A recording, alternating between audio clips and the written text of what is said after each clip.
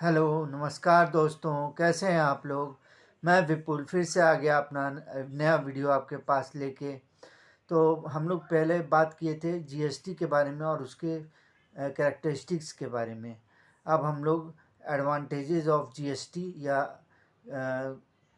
GST के features क्या हैं उसके बारे में हम लोग बात करेंगे दोस्तों। तो सबसे पहला है दोस्तों, decrease in the cost of goods. माने कॉस्ट ऑफ गुड्स अधिक लगता था पहले, अब ठीक हो गया है। जब से जीएसटी का फीचर गवर्नमेंट ने लॉन्च किया था, पहले दोनों सेंट्रल एंड स्टेट टैक्स का बहुत सारा टैक्स देना पड़ता था, वो अब नहीं देना पड़ता है। पहले सेंट्रल गवर्नमेंट एक्साइज ड्यूटी लेता था सेम गुड्स का, वही स्टेट गवर्नमेंट वैट लेता था उसी गुड्स का। तो ये जो था बहुत भार हो गया था दोस्तों जी। मैंने हम लोग जितना भी टैक्स फाइलिंग होता था, बहुत तरह का था, 8-9 तरह का था, 9-10 तरह का। तो अब उसको एकदम सिंपल वे में ले आया है हमारा जीएसटी।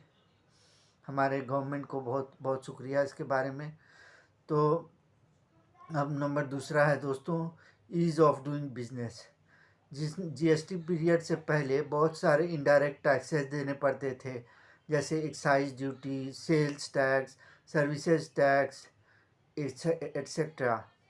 तो उसका टैक्स हमें अलग अलग से भरना पड़ता था। उसका भार ख़त्म होके अब रजिस्टर्ड होके जीएसटीआईएन नंबर अपना लेके और सबका एक ही से टैक्स दे देते हैं दोस्तों।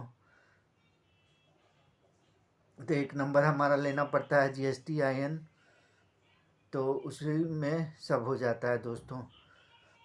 तो अब है डेवलपिंग कॉमन नेशनल मार्केट। अब जीएसटी के आने से हम पूरे देश में एक ही रेट का जीएसटी देते हैं दोस्तों। जैसे कि एक ही रेट का सबका हो गया, 5% का अलग, 12% का अलग, 18% का अलग, 28% का अलग। तो सब अब अलग अलग हो गया है दोस्तों।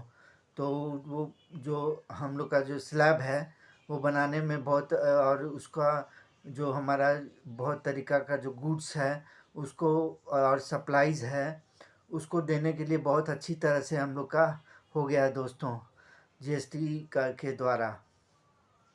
जैसे कि मान लीजिए हम पूरे देश में एक ही रेट का जीएसटी देते हैं।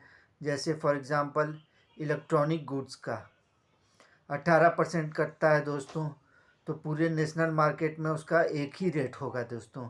और कोई भी दूसरा सामान मान लीजिए चिप्स वगैरह बेचती है फर्म, तो उसका 5% रहता है, तो उसका भी अलग 5% रहेगा दोस्तों।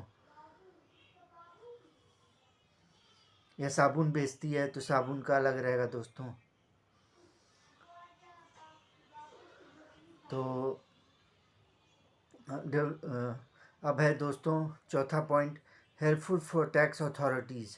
जैसे कि पहले बहुत सारे इनडायरेक्ट टैक्सेस को हैंडल करना पड़ता था हमारे टैक्स अथॉरिटीज़ को, पर अब सिंपल और आसान हो गया उनके लिए। हमारे जो टैक्स अथॉरिटीज़ जो थे, इनकम टैक्स अथॉरिटी वगैरह, अब उनके लिए आसान हो गया है ज़्यादा ये करना। अपना सबका अलग अलग स्लैब है, सबका अलग अलग रेट है, तो उसको आराम से हम लोग अपना कर लेते हैं कैलकुलेट, और हमारा जो होता है टैक्स का वो फाइलिंग भी आराम से हो जाता है दोस्तों। रिडक्शन इन टैक्स इवेजन, मैंने टैक्स का धोखाधड़ी कम को रोकने का काम किया गया है दोस्तों इसके बाद द्वारा।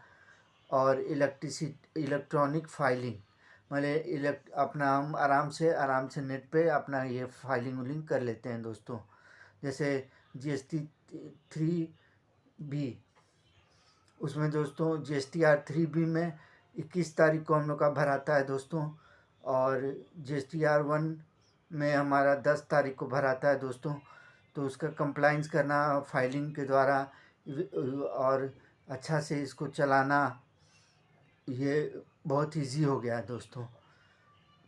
अब फिर है छठा है attracting foreign investments. Foreign investment जो पहले था दोस्तों, अब बहुत आसान हो गया दोस्तों। पहले लोग इंडिया में अपना मैंने बिजनेस या चालू करने या कुछ भी इन्वेस्ट करने के लिए शेयर वगैरह में करते थे दोस्तों, मगर अब बहुत ये हो गया है दोस्तों, बहुत इजी हो गया है उन लोग को, और कॉस्ट भी कम लगता है दोस्तों फाइलिंग के लिए। तो अच्छा है दोस्तों उन लोग के लिए। हमारा FDI आता है वहाँ से। टैक्स सिस्टम हमारा बहुत खुला हुआ है, आराम से एकदम हम लोग सब कुछ देख सकते हैं। गवर्नमेंट भी देख सकती है कितने तारीख को भराया, कब भराया, कैसे भराया, सब देख सकते हैं। रेगुलर माने कि एकदम भराना रेगुलर टाइम जितना उसका दिया गया है उसका टाइम से, नहीं तो उसके लिए उसका ये फ़ाइन भी भरना पड़ता है दोस्तों। तो फाइन लोग भरते हैं, जिसके पास पैसा है वो भरेगा दोस्तों।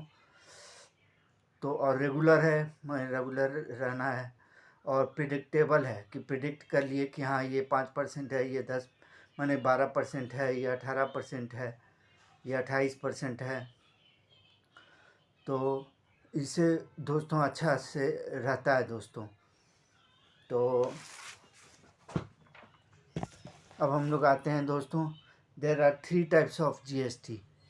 मैंने पहला है सेंट्रल GST, दूसरा है स्टेट GST, या उसको यूनियन टेरिटरी GST भी कह सकते हैं दोस्तों। Both of these taxes are levied on intra से स्टेट सेल्स, माने स्टेट के अंदर जो हो रहा है हमारा सेल या परचेज हो रहा है उसके लिए हमारा ये CGST और SGST होता है दोस्तों। For example, a dealer of Rajasthan sell goods to a dealer or consumer in Rajasthan worth rupees 50,000.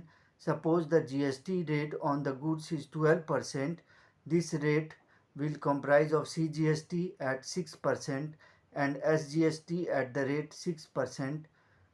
तो जो हमारा जो मान लीजिए 50,000 का हमारा सेल किया मान लीजिए, तो 50,000 का सेल किए तो हमारा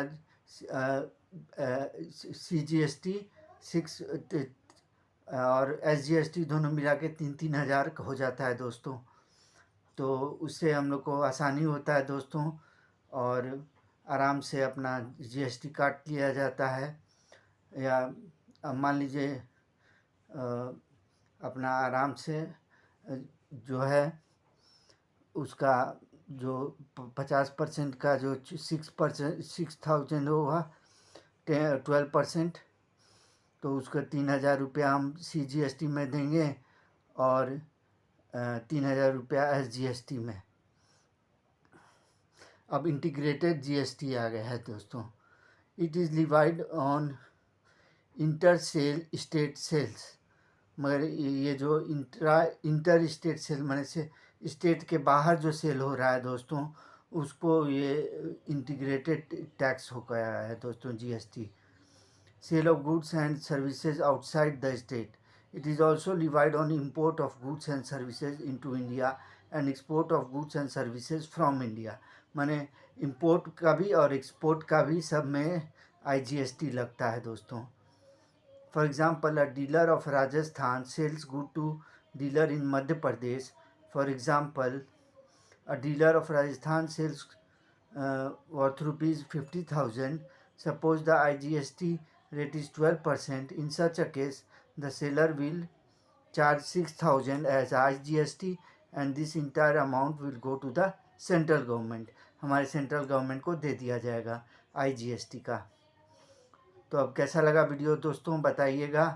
तो और अपना ख्याल रखिए, अच्छे से पढ़ाई कीजिए, क्योंकि पढ़ाई सब कुछ देता है दोस्तों, और कोई काम नहीं देगा। आपका खेल है अपना खेलिए, मगर बिना ज्ञान के आपको कुछ नहीं मिलेगा। आप बाहर भी जाते हैं, मान लीजिए क्रिकेटो खेलने जाते हैं तो इंग्लिश बोलना ज़रूरी है।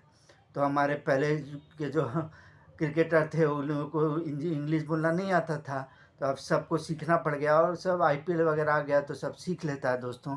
तो और भी बहुत चीज़ों में तो पढ़ाई लिखाई बहुत ज़रूरी है, ज्ञान ज़रूरी है। ज्ञान जहाँ जितना दोगे उतना बढ़ेगा। तो थैंक यू दोस्तों।